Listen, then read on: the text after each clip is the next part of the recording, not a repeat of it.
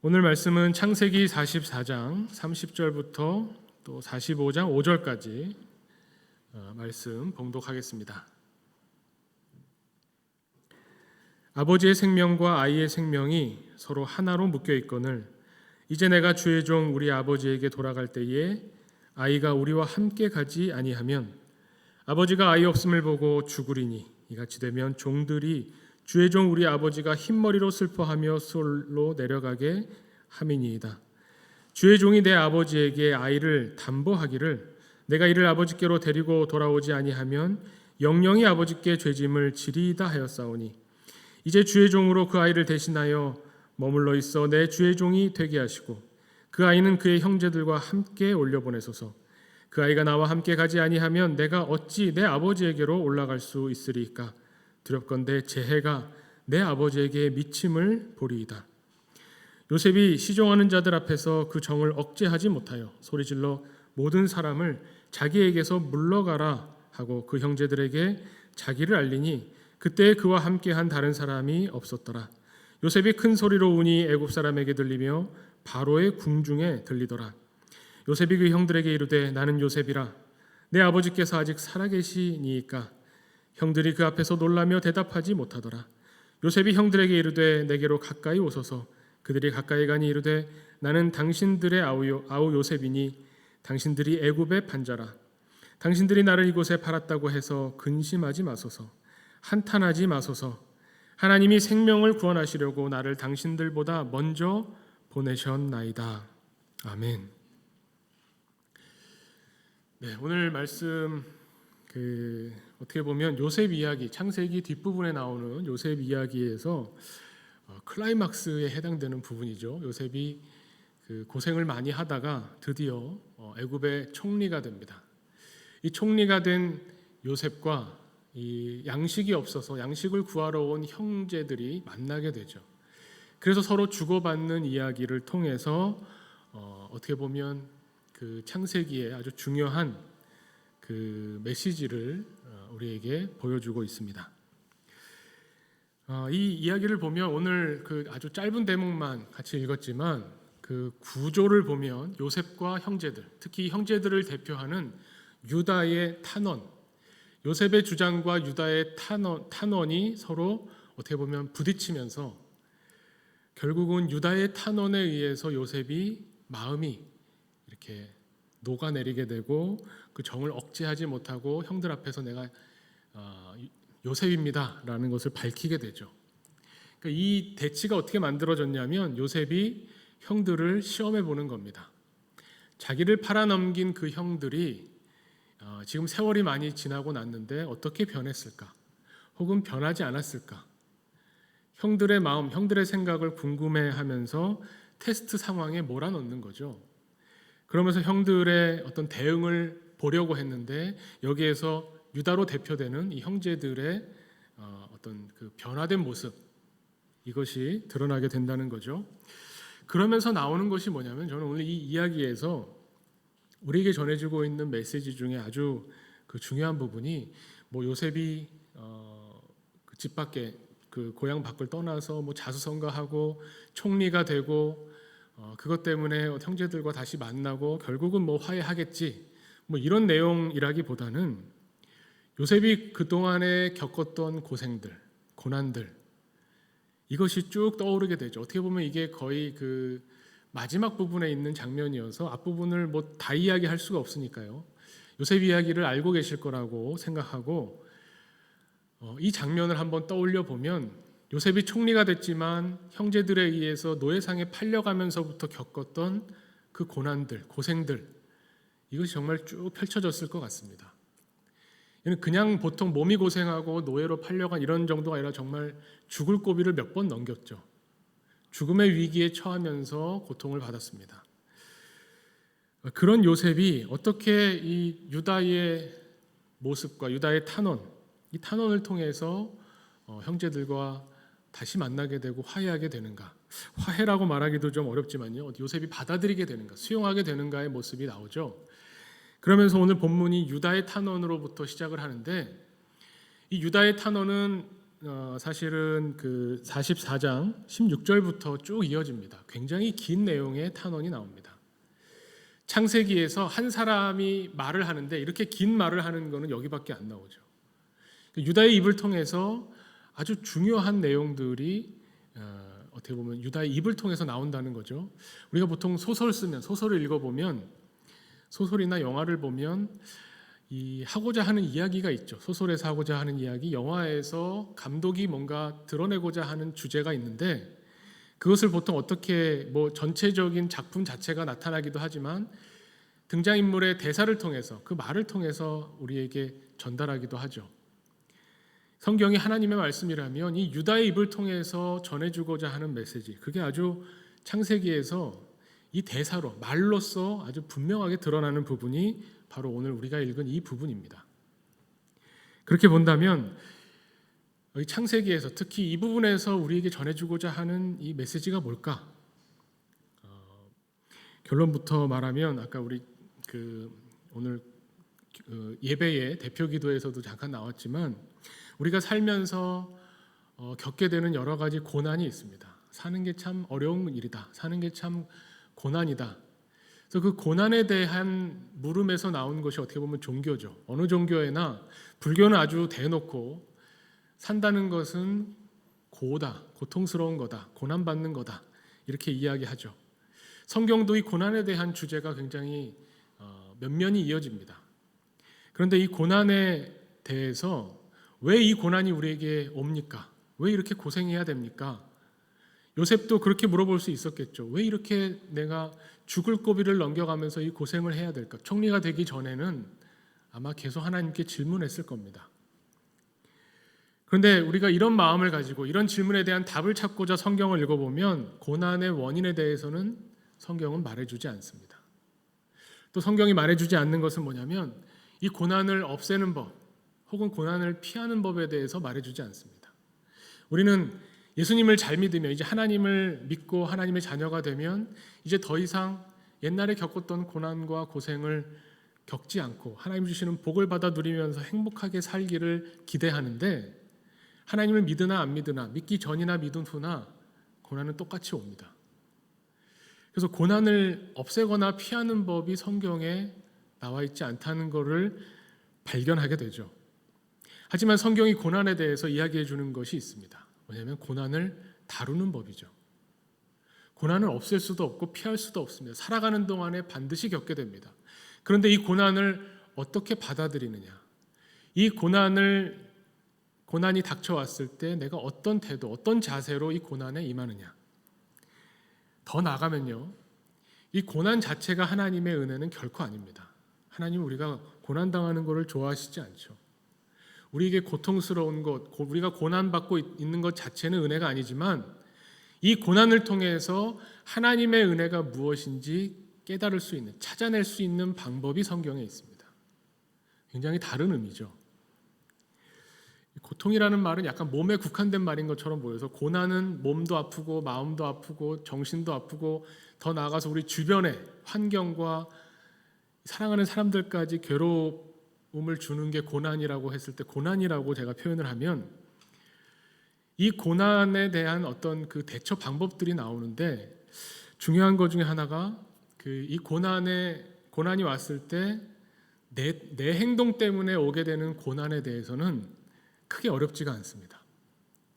왜냐하면 내가 잘못해서 받게 되는 고난이니까요. 예를 들면 어떤 시험을 보죠.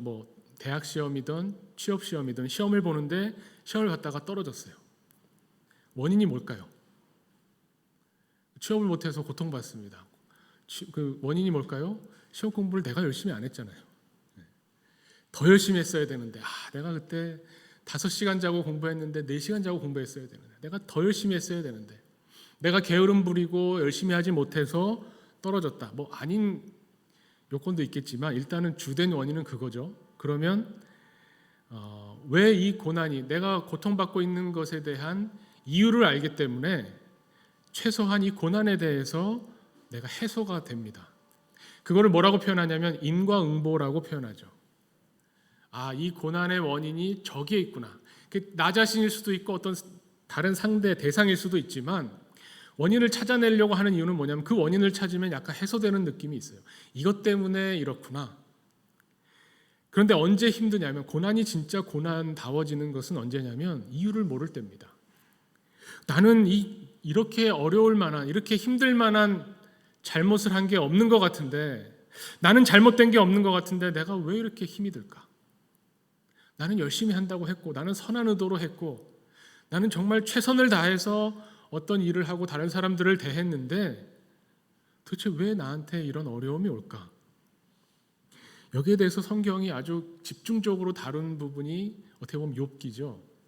욥은 나는 이런 일을 당할 만한 나쁜 짓을, 죄를 범한 적이 없다라고까지 주장한 사람입니다. 문제는 이렇게 원인을 모를 때 이게 고난은 고난대로 힘든데 해소되지도 않습니다. 요셉의 처지가 그렇죠. 요셉이 물론 어렸을 때 보면 요셉이 형들에게 미움받는 원인이 없진 않습니다. 형들이 듣기 싫어하는 말, 형들의 허물 이런 거를 아버지한테 가서 막 이르잖아요. 형들이 잘못한 거 있으면 꼬치꼬치 가서 아버지한테 일러서 혼나게 만들고, 자기가 꿈을 꿨는데 형들이 기분 나쁜 말을 막 서슴지 않고 내뱉고, 그것이 아버지 어머니에게까지 영향을 미치고 단란한 가족 안에 화목함을 다 깨버리는 약간 철이 없고 자기만 생각하는 자기중심적인 그런 사람이었죠. 그런데 그렇다고 해서 요셉이 형제들의 손에 의해서 노예로 팔려갈 만한 잘못을 했느냐? 그건 아니죠. 노예로 팔려가면서 요셉은 어떤 생각을 했을까요? 노예로 팔려가서 죽도록 고생하면서 무슨 생각을 했을까? 억울하다. 내가 이럴 정도로 형들한테 잘못한 것 같지 않은데 왜 형들은 나를 팔아서 내가 이렇게 고생을, 이런 고난을 내가 받아야 될까? 거기서 더 억울한 일이 있습니다. 보디발의 집에 팔려가서 어쨌든 나름대로 그 안에서 최선을 다해서 자기 위치를 만들고 보디발로부터 신뢰를 받았는데 그 아내가 유혹할 때 거절했잖아요. 이건 잘한 일이죠. 죄를 범하지 않겠다고, 하나님 앞에서 범죄하지 않겠다고 그것을 끊어냈더니 모함받아서 감옥에 갇힙니다. 이 감옥이 요즘 생각하는 교도소가 아니죠. 정말 죽어나가도 이상하지 않는, 거기다 노예가 주인의 그 부인을 범하려다가 잡혀간 감옥에 들어간 그 상황을 생각하면 언제 죽어도 이상하지 않는, 너무나 억울한 상황 아닙니까? 자기는 오히려 잘했는데, 스스로 죄를 범하지 않으려고 행동했는데 이런 고난을 받는 겁니다. 너무나 억울합니다. 나는 이런 벌을 받을 만한 죄를 지은 게 없다. 이것이 요셉의 입장이겠죠. 그런 요셉이 어찌해서 아무튼 하나님의 은혜로 성공했습니다. 총리가 됐습니다. 그런데 형제들을 다시 만났어요. 이 형제들을 그냥 받아들일 수는 없습니다. 이 형제들이 만약에 자기가 어렸을 때 겪었던 그 형들과 똑같다면 그러면 자기의 고생은 어떻게 됩니까?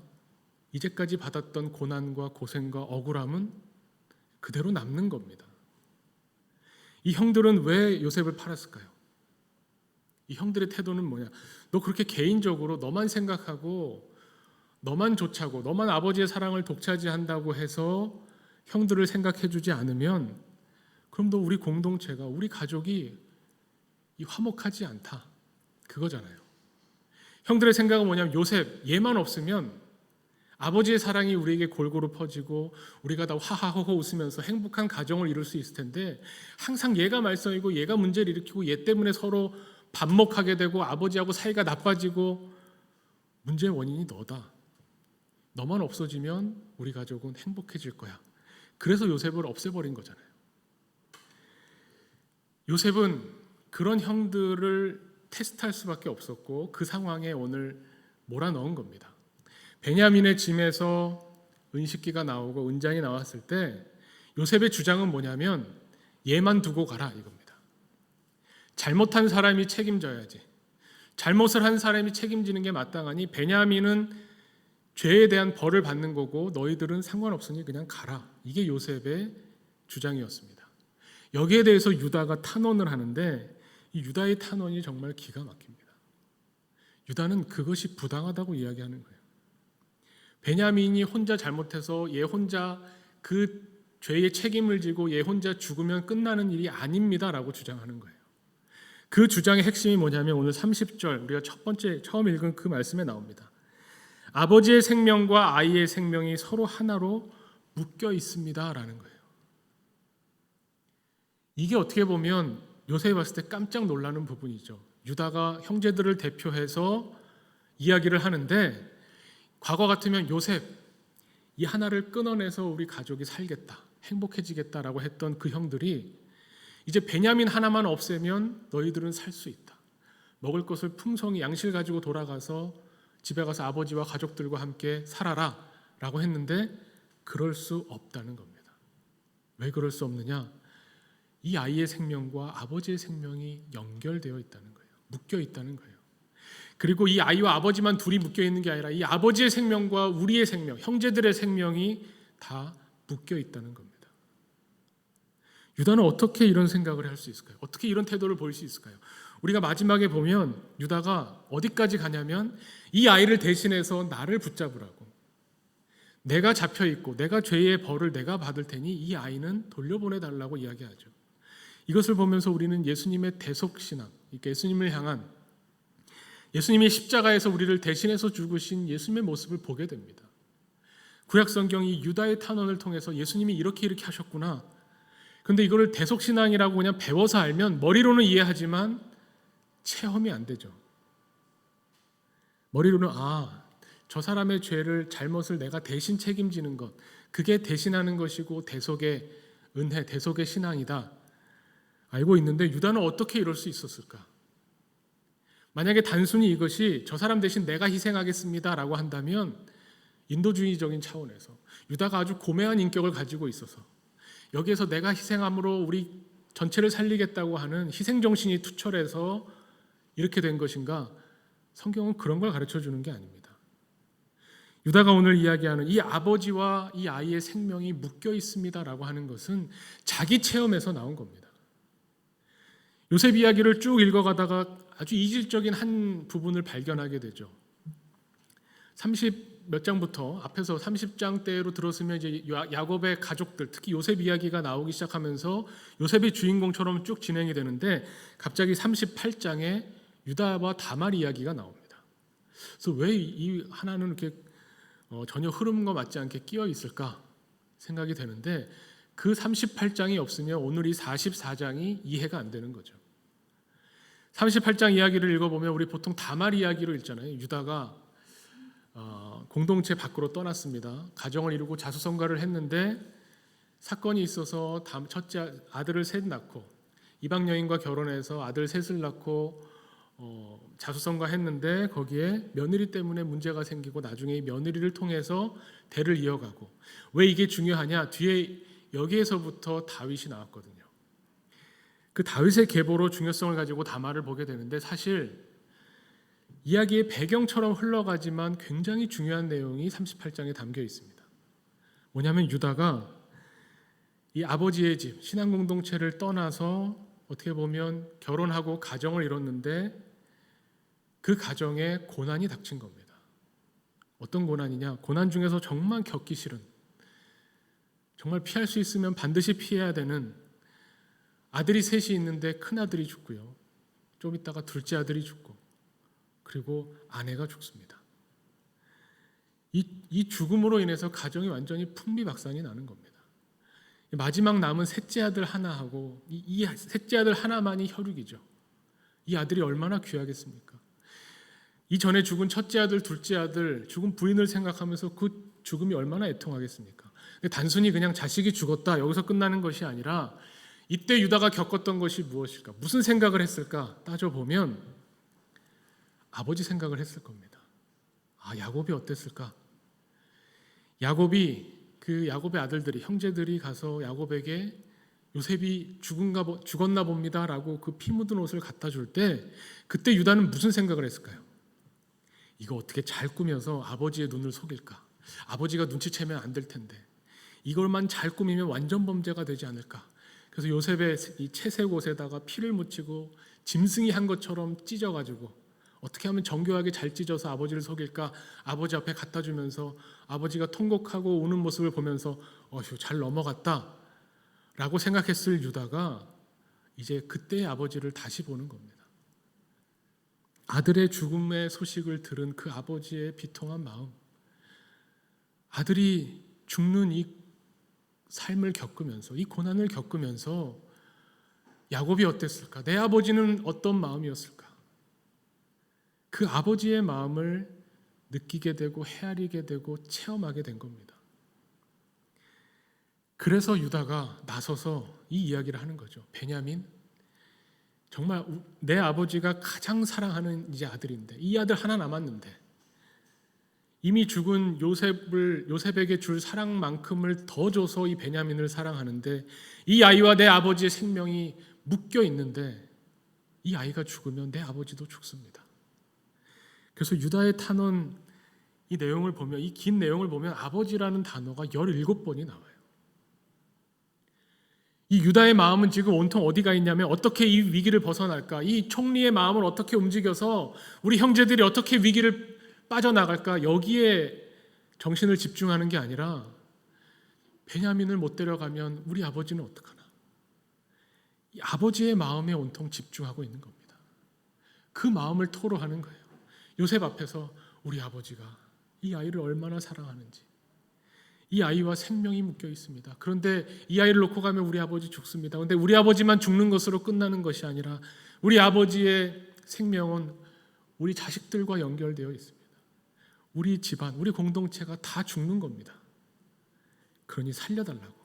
살 수만 있다면 내가 그 아버지의 마음으로, 아버지의 마음은 어떻습니까? 내가 대신 죽었어야 되는데, 내가 대신, 아들 대신 내가 죽었어야 되는데, 유다가 아마 큰아들이 죽고 둘째 아들이 죽었을 때 그 마음을 느꼈을 겁니다. 차라리 내가 죽었어야 되는데.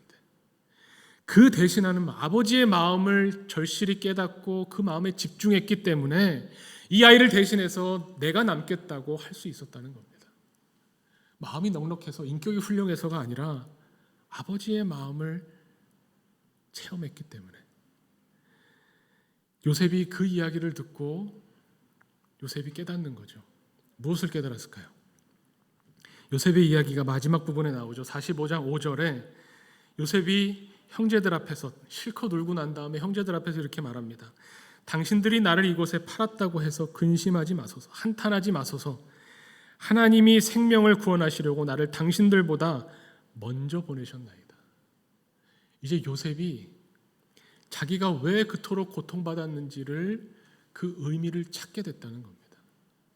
내 무서운 고난, 정말 죽음의 위협이 순간순간 나를 덮쳤던 그 무서운 고난의 경험이 값어치 없는, 의미 없는 그런 시간이 아니라, 하나님이 우리 형제 자매들, 하나님이 우리 아버지의 공동체를 살리기 위해서 나를 먼저 보내셨구나. 내가 겪었던 그 무서운 고난은 우리 공동체를 살리기 위해, 우리 공동체가 겪었어야 되는 것을 내가 대신 먼저 겪었구나. 그것을 깨달으면서 그 고난이 위로받는 거죠. 그 고난이 해소되는 겁니다. 그 고난이 없어지진 않지만, 힘들지 않은 것은 아니지만, 그 고난은 이제 주님 안에서, 하나님의 사랑 안에서 해결되는 겁니다. 우리가 바라봐야 될 것이 바로 여기에 있습니다. 우리도 고난 받죠. 우리 고통 받습니다. 나는 하나도 고난이 없다라고 말할 수 있는 사람은 아무도 없을 겁니다. 그런데 그 고난이 올 때 내가 잘못해서 고난을 겪으면 그냥 견뎌야 되고 버텨야 되고 겪어내지만, 이유를 알 수 없는 고난, 내가 잘못한 게 아닌 것 같은데 내가 왜 고난받을까? 나는 열심히 산다고 살았는데 왜 이렇게 세상을 사는 건 힘들까? 구조의 문제, 이 세상의 악의 문제, 이 죄성의 문제, 여러 가지가 있겠지만, 성경이 우리에게 가르쳐주는 우리의 고난, 내가 지금 당하고 있는 고난에 대한 의미는 뭐냐면, 하나님이 우리를 먼저 보내셨기 때문에, 하나님이 우리를 먼저 부르셔서 자녀 삼으시고 예수 그리스도의 십자가 사랑을 믿게 하시고 그 사랑을 믿은 자로서 세상에 우리를 먼저 보내셨다는 겁니다. 이제 우리의 고난은 그냥 의미 없는 고난이 아니고, 내 잘못으로 인한 고난이 아니고, 이제 우리의 고난은 우리의 죄를 대속하시는 예수님의 고난과 연결되는 겁니다. 그 고난에 참여하게 되는 거예요.